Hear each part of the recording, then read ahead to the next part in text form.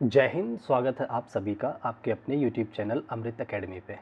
आज की इस वीडियो में हम लोग एक विशेष टॉपिक पे बात करने वाले हैं, जो कि है कि कैरियर आफ्टर 12th। ठीक है, कि 12th के बाद हमें कौन सा कोर्स करना चाहिए। अगर आपके फैमिली में या आपका कोई छोटा भाई बहन या ये वीडियो स्टूडेंट खुद देख रहा है और आप ये डिसीजन लेने में कंफ्यूज हैं कि हमें 12th के बाद क्या करना चाहिए, कौन सा कोर्स बेस्ट होता है या किस में क्या फ़ीस लगती है, तो उसका सॉल्यूशन लेकर के मैं आया हूँ। कई सारे बच्चे हमसे ये क्वेश्चन पूछ रहे थे, तो चलिए एक एक पॉइंट को धीरे धीरे हम लोग क्लियर करते हैं कि कौन सा बेस्ट ऑप्शन आपके लिए होगा। ठीक है, देखिए अगर आप लोगों ने 12th का एग्ज़ाम दिया होगा तो उसमें सब्जेक्ट क्या रहे होंगे। इसमें 3 कैटेगरी के बच्चे होंगे। या तो आप होंगे साइंस बैकग्राउंड के। अगर आप साइंस बैकग्राउंड के होंगे तो आपके पास सब्जेक्ट रहा होगा फिजिक्स, केमिस्ट्री, मैथ, या फिर आपके पास रहा होगा फिजिक्स, केमिस्ट्री और बायोलॉजी। ठीक है, इन दो बैकग्राउंड से रहे होंगे। या कुछ अलग कुछ कुछ स्कूलों में क्या है, फिजिक्स, केमिस्ट्री, बायो और मैथ दोनों ही दिए जाते हैं। ठीक है, तो ये सब्जेक्ट आपके रहे होंगे जब आप 12th किए होंगे। ठीक है, अगर आप आर्ट्स या फिर ह्यूमैनिटीज़ के सब्जेक्ट की बात करें तो उसमें आपके पास रहा होगा हिस्ट्री, पॉलिटी और पॉलिटिकल साइंस, सोशियोलॉजी और जियोग्राफी जैसे सब्जेक्ट रहे होंगे। ठीक है, वहीं पे अगर हम बात करते हैं कॉमर्स की, तो कॉमर्स में आपके पास अकाउंटेंसी, बीएसटी और इकोनॉमिक्स और इस तरह के अलग अलग कुछ लोगों के मैथमेटिक्स के साथ इकोनॉमिक्स और वो बीएसटी होती है। ठीक है ना। ठीक है, तो ये आपके सब्जेक्ट रहे होंगे। अब देखिए जो आफ्टर 12th कोर्सेज होते हैं वो हर एक स्ट्रीम के लिए अलग अलग होते हैं। ठीक है, मैं ये भी बातें बताऊंगा कि कौन सा बच्चा है जो आर्ट वाली स्ट्रीम में या फिर कॉमर्स वाली स्ट्रीम को भी ज्वाइन कर सकता है। ठीक है, तो सबसे पहले हम लोग बात करते हैं जो साइंस बैकग्राउंड से है। ठीक है, तो आज ये नेक्स्ट स्लाइड पे हम उनकी बात करते हैं कि आपको कौन से कोर्सेज लेने होंगे। ठीक, तो देखिए एक स्लाइड मैंने थोड़ी सी ले रखी है। ये आप लोगों ने सोशल मीडिया और कहीं पे भी ये देखा होगा कि नर्सरी से लेकर के 10th तक की तो ये बिल्कुल स्ट्रेट रूट होते हैं और 10 to 12 तक 1 से 2 रूट या 2 से 3 रूट आपको देखने को मिलते हैं। बट आफ्टर 12th आप लोग देखते होंगे जिस तरह से ये ट्रैक उलझे हुए हैं, रेलवे ट्रैक, इसी तरह से कुछ कोर्सेज को लेकर के या कैरियर को लेकर के लाइफ उलझ सी जाती है। ठीक है, तो इसमें कंफ्यूज होने की कोई ज़रूरत नहीं है। इसमें से अपना ट्रैक पकड़ना है और धीरे धीरे आगे बढ़ते जाना है। ठीक है, तो आ जाइए हम लोग बताते हैं आपको कि क्या कौन सा कोर्स आपके लिए बेहतर होता है। ठीक है, तो जैसा कि हमने बात किया, सबसे पहले हम लोग डिस्कस करते हैं कि पीसीएम वाले बच्चों के लिए, कि अगर आपके सब्जेक्ट पीसीएम रहे हैं, मींस की फिजिक्स, केमिस्ट्री और मैथ। ठीक है, तो देखिए आपके सामने ऑप्शन कौन कौन से आते हैं। एक तो पहला ऑप्शन आता है अगर आप काफ़ी अच्छे रहे हैं एजुकेशन में, आपके मार्क्स अच्छे आए हैं। ठीक है, तो मोस्ट ऑफ द बच्चा किस तरफ जाता है, इंजीनियरिंग की तरफ भागता है। ठीक है, अगर वो पीसीएम से है। ठीक है, अगर कुछ बच्चे, ऐसा नहीं कहता कि वो बिलो एवरेज या कम होते हैं, अगर अच्छे भी बच्चे, कुछ लोग अपना डिसीजन लेते हैं बीएससी की तरफ। ठीक है, जिसको बैचलर ऑफ साइंस कहा जाता है। ठीक है, और कुछ अदर की तरफ भी जाते हैं। अभी हम लोग अदर में भी बात करते हैं। ठीक है ना।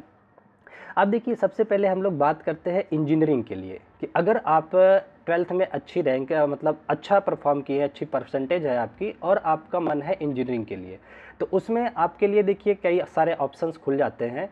उसमें आप क्या कर सकते हैं, पहला ऑप्शन आपके सामने आ जाता है कि आप प्रिपरेशन करें। देखिए एक बात यहाँ पे मैं ये भी क्लियर करना चाहूँगा, कुछ बच्चे हमसे पूछते हैं कि क्या हमें 12th के पास बाद गैप करना चाहिए प्रिपरेशन के लिए, या फिर सीधा हमें एडमिशन के लिए इनरोल करना चाहिए अपने कोर्सेज़ के लिए।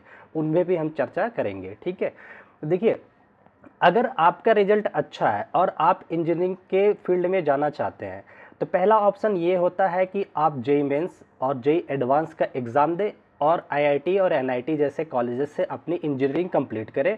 उसमें भी जब आप इंजीनियरिंग में जाते हैं, आपकी रैंक के हिसाब से, ठीक है, और आपकी एकेडमिक परसेंटेज के हिसाब से आपको ब्रांच मिलती है। ठीक है ना। उसमें ब्रांच की अगर हम बात करें इंजीनियरिंग की, तो कंप्यूटर साइंस, आईटी और मैकेनिकल, सिविल, इलेक्ट्रॉनिक्स और एग्रीकल्चर, इस तरह से कई सारी ब्रांचेज होती हैं। ठीक है, अब उसमें देखिए अगर मेरा सजेशन ये है कि अगर आप लोग इंजीनियरिंग बैकग्राउंड में जाते हैं, तो अगर आपको लगता है कि आपका फाइनेंशियल बैकग्राउंड, आपकी, देखिए मैं जो बातें बताऊंगा अपने रियल लाइफ एग्जांपल से बताऊंगा, जो चीज़ें मैंने फेस की है उसका पॉजिटिव और नेगेटिव उन्हीं को ध्यान रखते हुए बताऊंगा, कोई भी रटी रटाई बातों पे नहीं जाऊंगा मैं। ठीक है, तो अगर आपका फैमिली बैकग्राउंड अच्छा है, आपके पास पैसे हैं और आप पढ़ने में वाक़ई अच्छे हैं, आपकी इंग्लिश और हर चीज़ में आप गुड एंड वेल हैं, तो मैं आपको ये सजेस्ट करूँगा कि आपको इस सिचुएशन में ब्रेक ले करके प्रिपरेशन करनी चाहिए इंजीनियरिंग के लिए। क्योंकि अगर आप ब्रेक ले करके प्रिपरेशन करते हैं, तो आपके सामने बेस्ट इंजीनियरिंग कॉलेजेस जिसमें आईआईटीज़ और एनआईटीज़ में जाने की अपॉर्चुनिटीज़ बढ़ जाती हैं, ठीक है? क्योंकि उसमें काफ़ी खर्चे भी होते हैं, टाइम भी जाता है, मेंटल प्रेशर भी होता है, सारी चीज़ें होती हैं जिससे लड़ना पड़ेगा अपनी लाइफ से, ठीक है ना? तो ये ऑप्शन हो जाता है। अब देखिए बहुत सारे बच्चे हैं जो प्रिपरेशन के लिए कोटा तक जाते हैं, कोटा, कानपुर, अलग-अलग सिटीज़ में हर जगह इंजीनियरिंग के लिए जेईई मेंस और एडवांस की प्रिपरेशन होती है और ऑनलाइन भी अब तो ऑप्शन आ गया, आप उसमें से कोई चुन सकते हैं, ठीक है? उसके बाद आप इंजीनियरिंग अपना एग्ज़ाम दीजिए, क्लियर कीजिए और अपना एनआईटीज़ या आईआईटी जो आपको मिलता है रैंक के हिसाब से उसमें एडमिशन ले लीजिए, ठीक है ना? अब आते हैं दूसरे बच्चे जिनको करनी तो है इंजीनियरिंग, बट वो उतने बेस्ट नहीं हैं कि वो मतलब कि कोई एग्ज़ाम क्वालिफाई कर पाएँ या आईआईटीज़ या एनआईटीज़ में जा पाएँ। तो उनके लिए क्या ऑप्शन होता है, उन देखिए स्टेटों में भी एग्ज़ाम्स होते हैं, ठीक है ना? जैसे अगर यूपी स्टेट या एमपी स्टेट की बात करें तो पर्टिकुलरली वहाँ पे एग्ज़ाम्स होते हैं। उन एग्ज़ाम को क्वालिफाई करके वो आईआईटीज़ और एनआईटी के एग्ज़ाम के कंपैरिजन में थोड़े लो एग्ज़ाम होते हैं, उनको क्वालिफ़ाई करना उनसे थोड़ा ईज़ी होता है। आप उसे क्वालिफ़ाई करके स्टेट गवर्नमेंट के जो इंजीनियरिंग कॉलेज हैं, वहाँ एडमिशन ले सकते हैं, ठीक है? या फिर आप जो गवर्नमेंट यूनिवर्सिटीज़ हैं, उसमें जाकर के एडमिशन ले सकते हैं इसके थ्रू, ठीक है? तो ये तो होगी आपकी इंजीनियरिंग के कोर्स की। अब देखिए कुछ बच्चे होते हैं उसी में जो 12th के बाद डिप्लोमा करना चाहते हैं, ठीक है? डिप्लोमा कैसे है कि 12th के बाद आप पॉलिटेक्निक के लिए अप्लाई कर सकते हैं। उसमें भी आपको सेम ब्रांचेस मिलती हैं जैसे इंजीनियरिंग का जो कोर्स है, ये ग्रेजुएशन की हम बात कर रहे हैं, जो बीटेक की बात कर रहे हैं, ये बैचलर ऑफ टेक्नोलॉजी होता है, इसमें आप ग्रेजुएट होते हो, ठीक है? और उसके बाद वहीं अगर हम बात कर रहे हैं पॉलिटेक्निक की, तो इसमें आपको डिप्लोमा मिलता है, ठीक है? तो आप डिप्लोमा कर सकते हैं, देन आप अपना स्कोर, अपनी स्किल बढ़ाने के बाद फिर आप जो है लेटरल एंट्री के थ्रू आप बीटेक कर सकते हैं, ठीक है? तो एक तो ये रहा इंजीनियरिंग वाली फील्ड का, ठीक है?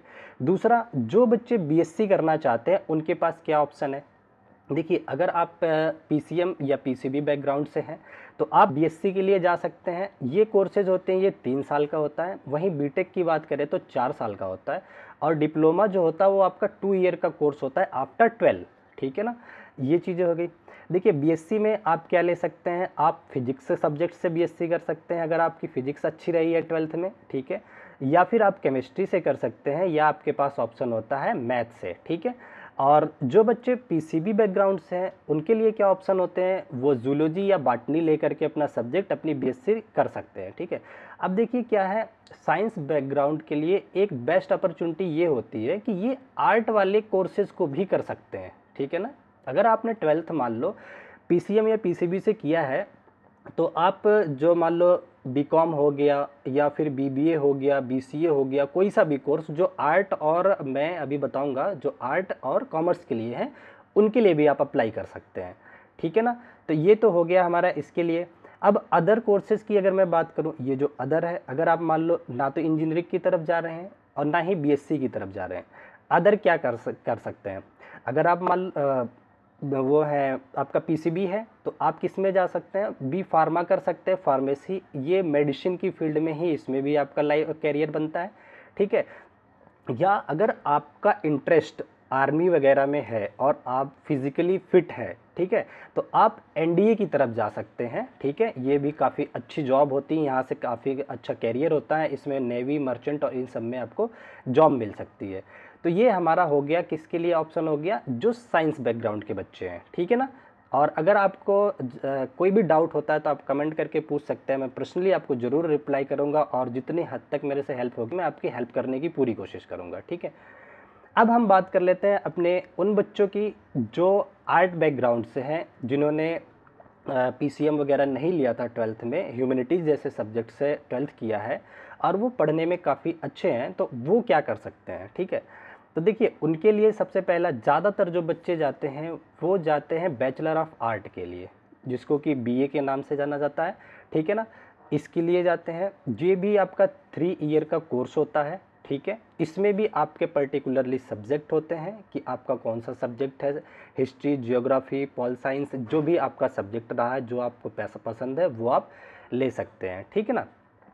और दूसरा ऑप्शन आपके लिए इसमें क्या है, कुछ बच्चे इसमें बीए प्लस एलएलबी के लिए जाते हैं, जो कि 5 साल का आपका कोर्स होता है बीए एलएलबी का, ठीक है ना। तो आप इसे भी कर सकते हैं, ये भी आपके लिए बेस्ट ऑप्शन है। या फिर आपके सामने अभी जल्द से कुछ चीज़ें देखने को मिल रही हैं, उसकी डिटेल जानकारी आप लोग ले सकते हैं कि आप ग्रेजुएशन के साथ साथ बीएड की भी डिग्री ले सकते हैं अगर आपका इंटरेस्ट टीचिंग फील्ड में है, ठीक है ना। तो ये रहा आपके आर्ट के बच्चों के लिए। आप और आपके सामने ये भी ऑप्शन होता है कि आप बीबीए भी कर सकते हैं और बीएचएम मतलब कि आप होटल मैनेजमेंट के भी कोर्सेज कर सकते हैं, ठीक है ना। ये हो गया। तो ये तो हमारे पास आगे किसके लिए, आर्ट वाले बच्चों के लिए। अब हम बात करते हैं जो कॉमर्स से हैं, ठीक है ना। कॉमर्स के लिए हैं तो देखिए आपके सामने क्या आता है कि अगर आप ग्रेजुएशन करना चाहते हैं तो आप बीकॉम कर सकते हैं, ठीक है। ये 3 ईयर का कोर्स होता है ग्रेजुएशन का, ठीक है। आप इसके बाद क्या कर सकते हैं, सीए की तैयारी कर सकते हैं, सीएस की तैयारी कर सकते हैं, जिसमें चार्टर्ड अकाउंटेंट या कंपनी के लिए जाते हैं, ठीक है। ये सारी बातें देखिए, आप कॉमर्स से हैं तो आप ये कोर्सेज कर सकते हैं। अब हम कुछ ऐसे जिसमें मैं कॉमन बातें करूँगा, आप 12th में किसी भी स्ट्रीम से हैं लेकिन आपके अंदर ये है कि आपको जल्दी पैसे कमाने हैं या कैरियर में शॉर्ट टाइम में एडजस्ट करना है, जल्दी से आपको ग्रो करना है, तो आपके लिए क्या बेस्ट होगा। देखिए, जब से टेक्नोलॉजी का टाइम आया है तब से बहुत सारे इंस्टीट्यूट ऐसे हैं जो आपको शॉर्ट टर्म कोर्सेज कराते हैं।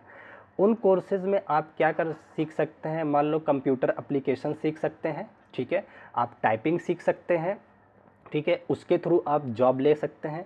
आप क्या कर सकते हैं, आप मान लो कि आपका डिज़ाइनिंग अच्छी है, पेंटिंग अच्छी है, तो वो कोर्सेज करके आप जॉब अप्लाई कर सकते हैं, जल्दी जॉब ले सकते हैं, ठीक है। वहीं पे अगर मैं अदर की बात करूं तो आपका अगर मान लो कोई क्रिएटिव है, आपका कोई पैशन है, उसको फॉलो कर सकते हैं। मान लो आप क्रिकेट में अच्छे हैं, ठीक है, आप अपना साथ में पैरेलल में कोई ग्रेजुएशन डाल दीजिए, बीए या कुछ भी। आप अगर जैसे मैं ऐसे एक्सेप्शनल बच्चों की बात कर रहा हूँ कि जैसे आप मान लो किसी फील्ड में बहुत अच्छे हो, सिंगिंग, डांसिंग, क्रिकेट, स्पोर्ट, किसी में भी, ठीक है ना, तो आप ग्रेजुएशन को मत छोड़िए क्योंकि आपको लाइफ में कहीं ना कहीं बहुत ज़्यादा ज़रूरी पड़ सकता है, ठीक है। तो आप साथ में बीए या कोई ऐसा आप कोर्स करो जिसमें आपको ज़्यादा पढ़ना ना पड़े और आप अच्छे रिजल्ट गेन कर सको। उसके साथ आप अपने पैशन को फॉलो करो, ठीक है ना। वहाँ आप अच्छा कर सकते हैं। अगर आप एकेडमी ज्वाइन कीजिए, वहाँ से चीज़ों को सीखिए, ठीक है ना। तो ये सारी चीज़ें हो गई और आई होप इतनी जानकारी इस स्टेज के लिए काफ़ी होंगी, ठीक है। अगर आप लोगों को चीज़ें पसंद आई हैं तो आप लाइक, शेयर, सब्सक्राइब कर सकते हैं। अगर कोई क्वेरी है तो आप पूछ सकते हैं।